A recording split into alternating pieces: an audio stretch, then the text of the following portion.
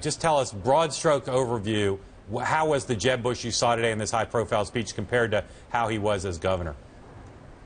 Yeah, I covered Governor Bush at the tail end of his administration, and what I saw during the speech today was the guy I saw as governor. I mean, he was straightforward, almost cold, and kind of flat during the speech. Although in the Q&A session that followed afterwards, it was a different guy. He was much warmer, joking, openly discussing being recruited to be the NFL commissioner back in 2006. What did you think were the high points of the speech, Mike? Where did you think he was really most on his game? I think it was the Q&A. He had a very straightforward answer on immigration reform. He said he was very frustrated by the tone of the debate. He said point blank, immigration is not a problem in the U.S., something that a lot of conservatives in the party are going to disagree with. And also he gave a very thoughtful answer on a question about the pros and cons of running as a Bush. He talked about the positive of that, how it's helped shaped his perspective, having a front row seat to history, but also the challenges of that, and that specifically for him was introducing himself to people who see him as another Bush, the brother of George W. and the son of George H.W., that he's his own guy, and he's trying to figure out how to tell people that story. Mike, given that it was the Detroit Economic Club, which is a pretty fabled venue in presidential politics, that it was Jeb Bush giving the most organized, prepared, and focused speech he's given since he said he was thinking of running, and given that there was a Q&A, this is a pretty big event. This is arguably one of the bigger events of this 2016 cycle. What was the feel like in the room? Did the crowd seem to be sizing him up? Was it a momentous feeling in that room? It was a polite reception. There was a lot of head nodding, polite applause.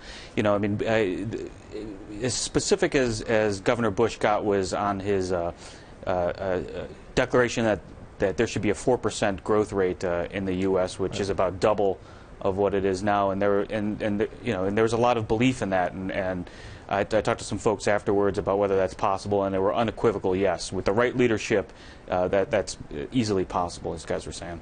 Right, but it seems that, Mike, as you said, that's as specific as he got. I mean, obviously this is not the be-all and end-all for his economic policy. I was a little surprised that although he laid out some core principles, that he didn't go into a little more detail about what his solutions might, at least a nod toward what his solutions might be to make those things happen.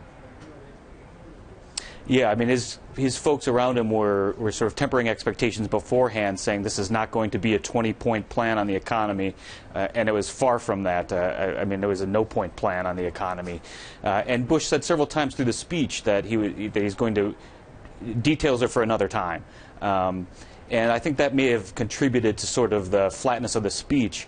He seemed almost nervous given the speech, and for a broad speech like that, without some specifics for the crowd to grab onto, I think that contributed to sort of the flatness of the speech. Well, Mike, let me follow up with you on that, because again, you have covered him. Was he actually nervous or awkward using a prepared text? What do you think accounted for that kind of stumbling manner at times in the prepared part? Yeah, I wouldn't say he stumbled. He was reading off teleprompters. Bush is a very intelligent, voracious reader, and it felt to me like almost he was just reading it very quickly. And again, that almost reluctantly pausing for the applause he got from time to time. So, you know, like you said, I mean, it wasn't quite the rally type crowd, so we have to give him the benefit of the doubt there.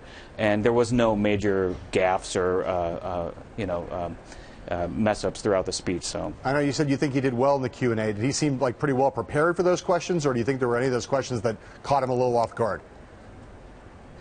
Yeah, he seemed ready to have a discussion. You know, I mean, again, I go back to the question on the NFL. It seemed to throw him and when he was approached apparently by some NFL owners back in 2006. But he didn't just no comment. He's talked about. Right?